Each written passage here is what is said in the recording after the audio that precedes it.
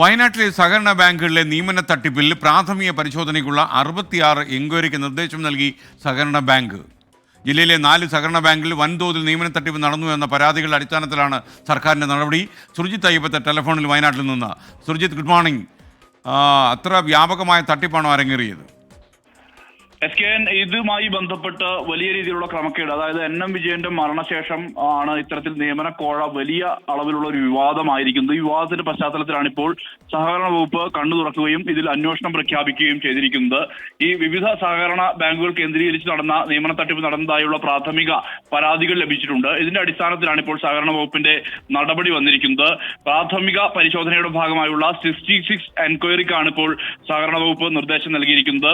Sultan Bathery assistant registrar KK ജമാലിനാണ് ഈ അന്വേഷണ ചുമതല നൽകിയിരിക്കുന്നത്. NN വിജയന്റെ മരണത്തിന് ശേഷം അതുമായി ബന്ധപ്പെട്ടുണ്ടായ വിവാദങ്ങൾ കൂടി പരിഗണിച്ചാണ് ഇത്തരത്തിൽ സഹകരണ വകുപ്പിന്റെ പരിശോധന നടക്കാൻ വേണ്ടി പോകുന്നത്.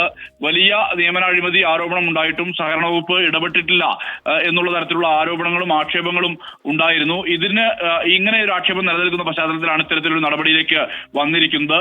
സുൽത്താൻ ബത്തേരി സഹകരണ ബാങ്കിലെ സുൽത്താൻ ബത്തേരി അർബൻ ബാങ്കിലെ അടക്കം നിയമനങ്ങൾ, അതായത് ഈ ആരോപണം ഉന്നയിക്കുന്ന NM വിജയൻ ആരോപണം ഉന്നയിക്കുന്ന ആ ബാങ്കുമായി ബന്ധപ്പെട്ട് ഉൾപ്പെടെയുള്ള നിയമനങ്ങളുമായി ബന്ധപ്പെട്ടുള്ള വിഷയങ്ങളിൽ പരിശോധന ഉണ്ടാകും എന്നുള്ളതാണ് പറയുന്നത്. ഈ ബാങ്ക് മാത്രമല്ല, സുൽത്താൻ ബത്തേരി സഹകരണ ബാങ്കിൽ സമാനമായ രീതിയിൽ പരിശോധന നടക്കും. ഒപ്പം തന്നെ കാർഷിക ഗ്രാമവികസന ബാങ്കിലും പരിശോധന നടക്കും.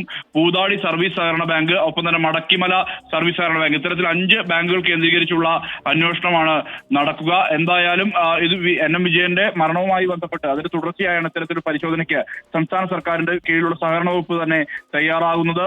അതായത് ഇതുമായി ബന്ധപ്പെട്ട് നേരത്തെ അഴിമതി ആരോപണം ഉൾപ്പെടെയുള്ള കാര്യങ്ങളിൽ പരാതി ഉയർന്നിരുന്നു. ആ പരാതിയുടെ പശ്ചാത്തലത്തിൽ ഒരു പരിശോധനയും സംസ്ഥാന സർക്കാർ നടത്തിയിട്ടില്ല. ഇത് LDF UDF ഗൂഢാലോചനയാണെന്ന് BJP ആരോപിച്ചിരുന്നു.